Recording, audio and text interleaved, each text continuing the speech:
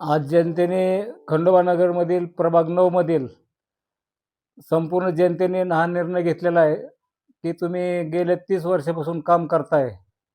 आजपर्यंत तुम्ही कुठल्याही पदाची, कुठल्याही कसलीही अपेक्षा न करता काम करताय.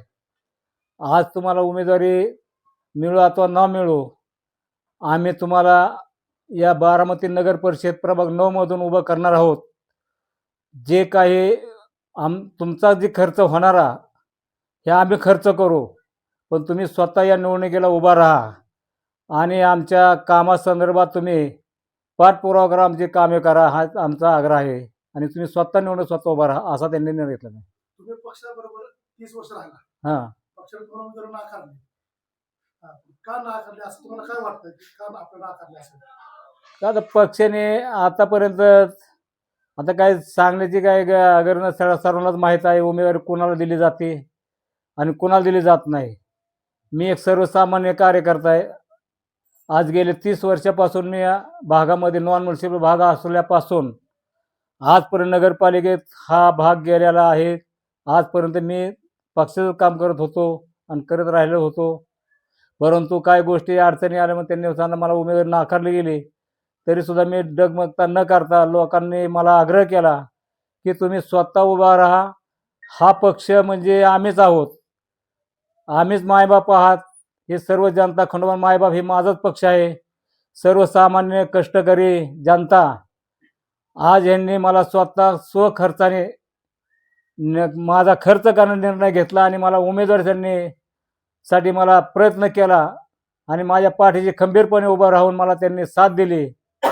आज या भागामध्ये माझी उमेदवारी 1 नंबर मध्ये 1 नंबर असा मला प्रतिसाद लोकांनी दिलेला आहे. आता आपण जर पाहिलं प्रभाग 9 मध्ये तुम्ही प्रचारासाठी फिरताय, घरोघरी लोकांना भेटी देताय, तर काय समस्या जाणवतात तुम्हाला? आता या भागामध्ये बरेच समस्या आहेत. काय गोष्टी, रस्ते, ड्रेनेज आहे, आज MJP पाईपलाईन आहे. आज काही ठिकाणी पाणी पुरवठ्याचे पाईपलाईन झालेले आहेत. या खंडोबा नगरमध्ये काही वर्षापूर्वी वर्षानुवर्ष पाईपलाईन झाली. आता कमी प्रेशरने पाणी, दाबीचं पाणी येते. आज काही लोकांना पाणी पुरवठा व्यवस्थित मिळत नाही आणि ह्या ठिकाणी नवीन पाईपलाईन होऊन लोकांना पाणी पुरवठा मिळावा अशी लोकांची अपेक्षा फार मोठी अपेक्षा आहे. आता तुम्ही नगरपालिकेत समजा निवडणुकी झाल्यानंतर जनतेने तुम्हाला निवडून दिलं, तर इथले रस्ते असतील, पाणी पुरवठ्याची व्यवस्था असेल किंवा ड्रेनेज लाईन असेल, याबद्दल कसं नियोजन असणार आहे तुमचं? आज लोकांचे जे समस्या, जे काय प्रश्न असतील, रस्ते, ड्रेनेज, आजपर्यंत मी काम करत आलेलोच आहे. आज ह्या खंडोबा नगरचा जर संघर्ष केला असेल, नॉन म्युनिसिपल भागात असताना आम्हाला ग्रामपंचायत सुद्धा मी मागणी केली होती. परंतु त्या काही लोकांनी समजा तिथं म्हणले की विकास एवढा होऊ सुद्धा, आता म्हणजे पक्षाने सांगितलं एवढं पक्ष म्हणजे काम होऊ शकणार नाही, तर ग्रामपंचायत न करता नगरपालिकेला आपण पूर्ण विकास करू असा त्यांचा शब्द होता. पण त्या नगरपालिकेत त्यांनी घेतला आणि यांनी विकास कामास सुरुवात केली, पण काही ठिकाणी काय अडचणी भरपूर आहेत. मागच्या वेळेस मी आपल्या इथं आयात उमेदवार होता आणि यावेळेस बी आयात उमेदवार आहे. तर इथं तुम्ही फिरताना तुम्हाला जनतेनं असं काय जाणवतं की उमेदवार स्थानिक पाहिजे का आयातच पाहिजे? नाही, आज लोकांनी आग्रह धरला स्थानिक उमेदवार आम्हाला पाहिजे. हा जरी कोण आता आमचा पक्ष म्हणजे मायबाप जनता पक्ष आहे. आज म्हणजे आमचा पक्ष म्हणजे मायबाप जनता असतं, म्हणजे आम्ही धनशक्ती विरुद्ध आमची जनशक्ती आहे आणि जनशक्तीने हा इतका मोठा प्रतिसाद दिलेला आहे की कुठलीही अपेक्षा न करता आम्हाला तुमचा चहा, वडापाव कुठेही अपेक्षा न करता आम्ही तुमच्या पाठीशी ठाम उभा आहे. आम्ही तुम्हाला आमचं मत, सर्व कुटुंबातले प्रत्येक कुटुंबात एक मत तुम्हाला आम्ही देणार आहोत आणि चांगल्या मताने आम्ही तुम्हाला निवडून देणार आहे असे जनतेने आग्रह धरलेला आणि त्यांनीच मला उभं केलेलं. जनतेचा पैसा आहे आणि जनतेने मला पूर्णपणे साथ दिली, त्यामुळे त्यांच्या जनतेच्याच पाठीशी उभं राहून काम करून घेणार आहे. आता साधारण आपण जर पाहिलं तर या भागात कचऱ्याची देखील मोठी समस्या जाणवते, तर कसं नियोजन करणार तुम्ही पुढं? नाही, तसं खंडोबानं परत समस्या भरपूर आहेत ना. अजून बी आता आहेत, काही आहेत ह्या चारीवरती गोरगरीब राहतात. आज त्यांचे सपरे घर आहेत, काय आहेत. आज त्यांना बी नाही मिळाला पाहिजे ना, कुठतरी त्यांना जागा मिळून त्यांना घर असावं, हक्काचं घर मिळावं. आता ज्यांना काय स्वतः जागा आहेत त्यांना मी स्वतः घरकुल मंजूर करून दिलेत ना. जे काय वरदूर श्रावण बाळ योजना त्यांना पैसे मिळून देत ना. आज 1,500 रुपयाने लोक घेतात ना. आज त्यांचा आश्रम आज चांगले आहे आणि आज ह्या ठिकाणी खंडोबा नगरला त्या टायमाला नदीचं पाणीच होतं. आज किती जर लोकांच्या जनतेच्या घरात पाणी गल्ली संपूर्ण हा परिसर, आज आमचं स्वतः घरात पाणी होतं ना, गुडघाभर पाणी होतं ते.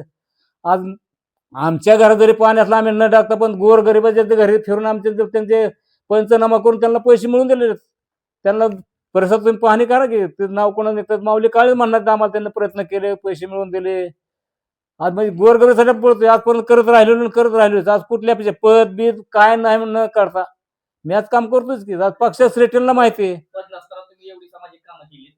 आता जनतेने जर तुम्हाला निवडून दिलं तर पुढे कशा पद्धतीने तुमची कामं असणार आहे?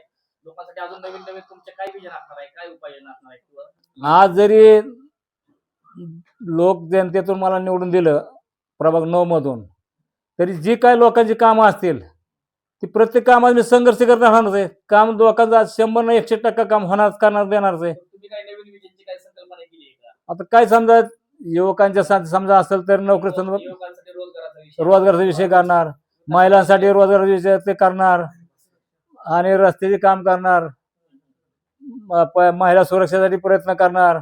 म्हणजे जे काही लोकांच्या समस्या असतील प्रत्येक समस्या मी स्थानिक राहणार रहिवासी त्या ठिकाणी असं काय मी कुठला लांबचा रहिवासी नाही काही इथं कुठल्या ह्याच्यावर येऊन मी निवडून ह्या भागात त्या भागात मतदान नोंदवून मी निवडून लढवत नाही. मी आज 30 ना माझं 64 वय आज 64 माझा जन्म इथं झालेला आहे. मी इथं लहान मोठा झालेलो आहे. आज जनतेचं काम करत आलेलो आहे आणि करत राहिलेलो आणि इथून पुढे करत राहणारच आहे.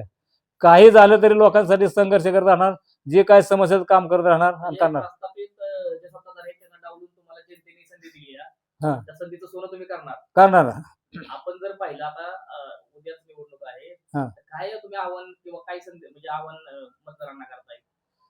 लोकांना आवाहन करतो मी फक्त माझ्यासाठी एक मतदान द्या. आज मी तुम्हासाठी मी तुमच्या 5 वर्षासाठी आहे.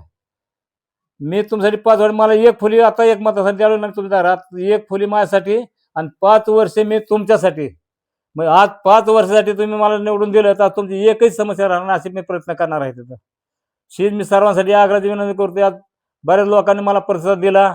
आज घरोघरी लोकांनी मला चांगले म्हणजे एक आव्हान केले की तुम्ही उभा राहिला. एक आम्हाला या भागामध्ये देवासारखा माणूस तुम्ही भेटलेला आहे. आम्हाला इतकं वर्ष कुठली अपेक्षा न करता तुम्ही माग न सरता आमची कामं केली आणि आजपर्यंत जेवढं तुम्ही आम्हाला सहकार्य केलं काम केलं यापुढे काम करताल अशी त्या जनतेने सुद्धा अपेक्षा केली आणि त्या जनतेसाठी मी सदैव परिस्थिती राहणार आणि सदैव मी काम करत राहणार.